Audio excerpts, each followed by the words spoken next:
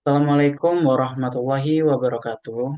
Perkenalkan, saya Femas Alfaridzi dengan NIM 23314011111007 dari kelas T4E.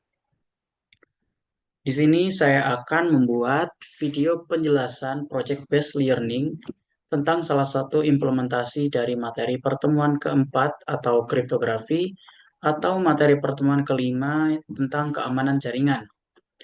Di sini saya akan membuat video penjelasan Project Based Learning mengambil pada materi pertemuan keempat, yaitu kriptografi. Pada panduan pembuatan video Project Based Learning ini memuat 3 poin, yaitu yang pertama ada konsep teori yang akan dibahas. Yang kedua ada proof of concept, pembuktian atau implementasi konsep yang akan dibahas. Dan poin yang ketiga atau poin yang terakhir, cara untuk memitigasi serangan terhadap konsep tersebut. Oke, langsung saja kita ke poin yang pertama, yaitu konsep teori yang akan dibahas. Kriptografi. Di sini saya mengambil tentang kriptografi. Nah, apa itu kriptografi? Kriptografi merupakan teknik untuk mengamankan data dengan mengubahnya menjadi tidak terbaca.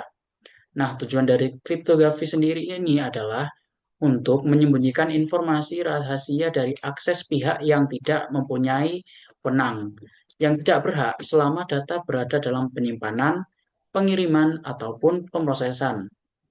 Nah, melalui proses encryption ini dan description ini untuk memastikan kerahasiaan, integritas, dan juga keaslian data. Nah, ini merupakan ilustrasi gambar dari enkripsi dan deskripsi. Gambar tersebut menggambarkan proses enkripsi dan deskripsi, yang mana pada proses enkripsi ini mengubah data asli atau plain text menjadi data acak atau ciphertext menggunakan algoritma dan juga kunci. Sehingga data tidak bisa dibaca oleh pihak yang tidak berwenang. Nah, sebaliknya dari alur deskripsi ini mengembalikan ciphertext menjadi plain text atau data awal menjadi plain text dengan kunci yang sama, memungkinkan data asli bisa dibaca kembali.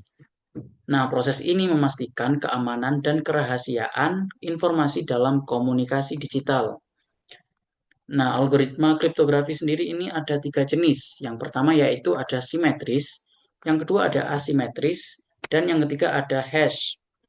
Simetris itu kunci untuk mengenkripsi dan mendeskripsikannya itu sama, kuncinya itu sama. Sedangkan yang kedua yaitu asimetris. Kunci untuk mengenkripsi dan mendeskripsinya itu tidak sama. Asimetris itu kunci public key, mempunyai kunci publik dan juga private key. Sedangkan hash yang algoritma kriptografi yang ketiga yaitu hash. Hash itu mengubah data menjadi bentuk lain yang tidak terbaca, tidak dapat dikembalikan ke data asal. Yang kedua ada kita masuk ke kriptografi yang pertama yaitu simetris. Kriptografi simetris ini merupakan kriptografi yang menggunakan kunci yang sama untuk menyandingkan data dan mengubah informasi ke bentuk aslinya. Contohnya di sini ada Advanced Encryption Standard atau AES. Yang kedua ada Data Encryption Standard atau DES. Dan yang ketiga ada Triple DES atau Triple Data Encryption Standard. Nah, keuntungan dari kriptografi simetris ini yaitu prosesnya cepat atau sederhana. Dan kerugian dari kriptografi simetris ini yaitu jika kunci diketahui, maka data bisa dideskripsi. Nah, di sini juga sudah terlihat gambaran ilustrasi dari kriptografi simetris. Masuk pada pembahasan kriptografi asimetris atau yang kedua, jenis yang kedua yaitu kriptografi asimetris, yaitu menggunakan pasangan kunci public dan juga private. Public key atau kunci publik itu dapat digunakan oleh siapapun yang akan berkomunikasi dengan lawan komunikasi. Digunakan untuk enkripsi atau penyandian. Sedangkan private key hanya dimiliki oleh tujuan komunikasi, digunakan untuk deskripsi. Contohnya di sini yaitu RSA atau Reverse Samir Edelman, ada Elliptic Curve Cryptography atau ECC. Nah, keuntungan dari kriptografi asimetris ini yaitu lebih aman dibandingkan kriptografi simetris. Kerugiannya yaitu aplikasinya jauh lebih kompleks. Nah, di sini ada gambar ilustrasi dari kriptografi asimetris itu sendiri. Jenis yang ketiga yaitu ada hash. Hash ini merupakan algoritma yang akan mengubah data input menjadi kode yang tidak terbaca dengan panjang yang tetap. Tujuannya apa? Tujuannya untuk membuat data yang unik sebagai representasi data aslinya. Contohnya di sini ada MD5, ada SHA atau Secure Hash Algorithm, dan juga ada CRC atau Cyclic Redundancy Check. Kelebihan dari hash ini yaitu data tidak dapat dideskripsikan. Kekurangannya, hasil hash akan sama dengan input data yang sama. Nah, ini merupakan gambar ilustrasi dari algoritma hash itu sendiri. Nah, yang terakhir yaitu salt. Salt ini merupakan nilai random atau unik yang ditambahkan ke data sebelum dihash.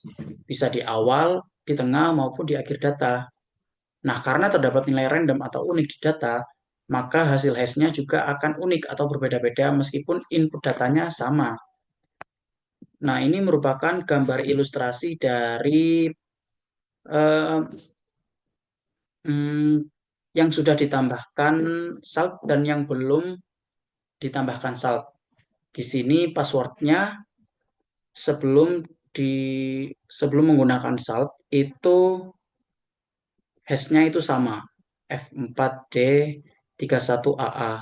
Sedangkan ketika menggunakan salt itu akan ada tambahan data yang unik sehingga tidak sama. Jadi akan lebih aman.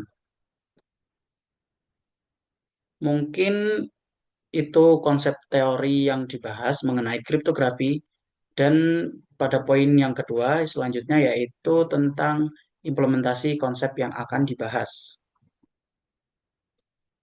Oke, selanjutnya kita akan membahas poin yang kedua yaitu proof of concept, pembuktian atau implementasi konsep yang akan dibahas. Langsung saja, nah di sini saya membuat website login register pada user. Di sini saya sudah membuat database-nya. Saya akan nyalakan SAM-nya terlebih dahulu. Nah, di sini saya akan membuat perbandingan password sebelum dienkripsi dan ketika password sudah dienkripsi, yang nantinya itu akan jauh lebih aman. Dan fungsi enkripsinya tersendiri itu nantinya akan menggunakan hash. Nah, di sini saya akan menggunakan password sebelum dienkripsi terlebih dahulu. Ini adalah kode password sebelum dienkripsi. Nah, di sini itu untuk men, apa ya, masukkan ke tabel yang sudah kita buat di database-nya. Dan di sini itu ada logika perulangan yang mana jika kita register nantinya jika berhasil kita akan dibawa ke halaman login atau redirect ke halaman login. Namun jika register kita gagal nanti akan ada tulisan atau alert registrasi gagal. Nah, ini. Selanjutnya ini yaitu kode untuk login. Pada login ini sama, passwordnya juga belum dienkripsi, dan ada juga logika perulangan. Di sini jika password yang dimasukkan ketika login itu benar, maka akan redirect atau masuk ke halaman home. Nantinya jika gagal, password yang dimasukkan itu salah, nanti akan muncul alert password itu salah. Dan jika login gagal, maka akan muncul alert login itu gagal. Langsung saja kita buka di websitenya.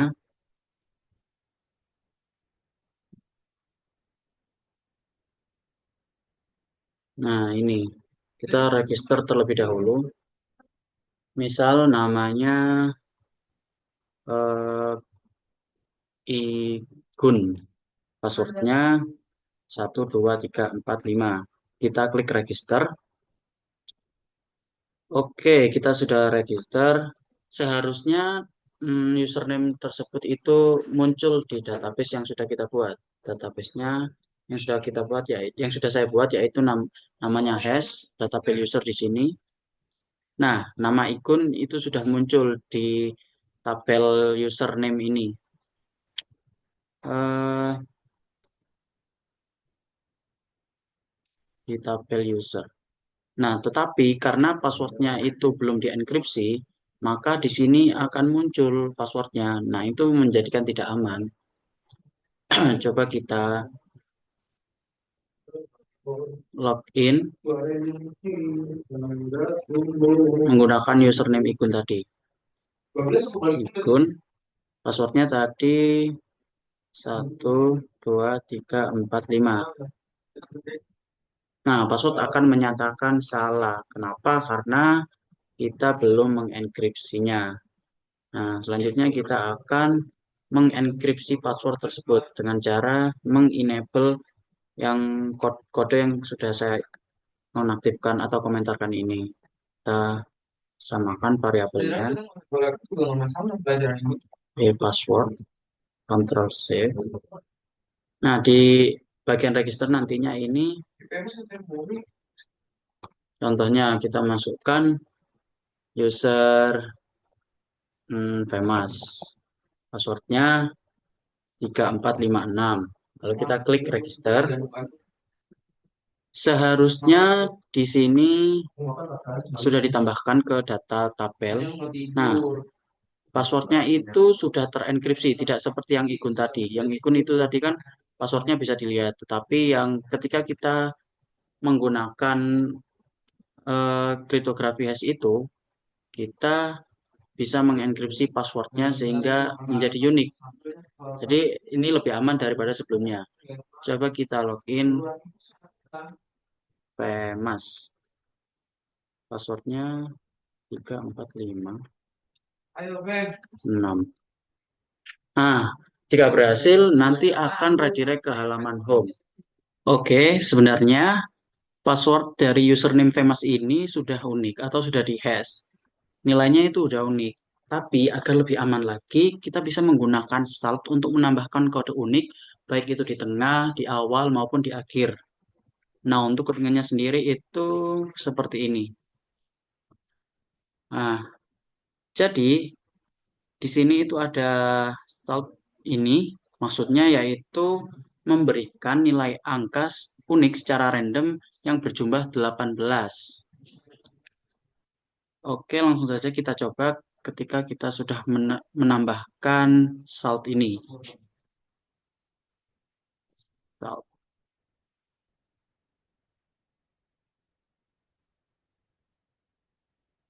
Kita register terlebih dahulu. Misal namanya Randy. Passwordnya 12345. Register. Kita coba login. Tadi username yang sudah kita buat, Randy. Passwordnya 12345. Login, oke. Login udah berhasil. Kita coba cek di database. Nah, ini adalah username yang sudah kita buat tadi.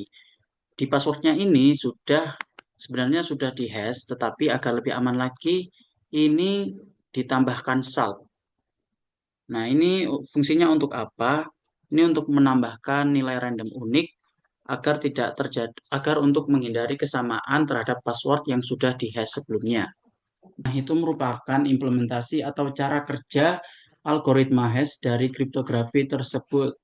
Dan juga untuk membuktikan bahwasannya dengan kriptografi data akan menjadi lebih aman. Menggunakan enkripsi hash, datanya akan lebih aman.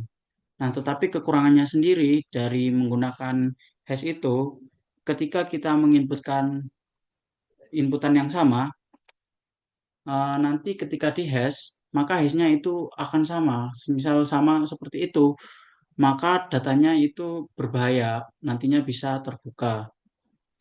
Oleh karena itu, perlu menggunakan salt untuk menambahkan data yang unik. Data yang unik tadi itu bisa ditambahkan, bisa dari yang awal, tengah, maupun yang akhir. Nah, tujuannya apa? Agar lebih aman dari yang sebelumnya. Mungkin itu saja penjelasan video project based learning saya. Terima kasih. Mohon maaf karena masih banyak kekurangan dalam pembuatan video ini. Wassalamualaikum warahmatullahi wabarakatuh.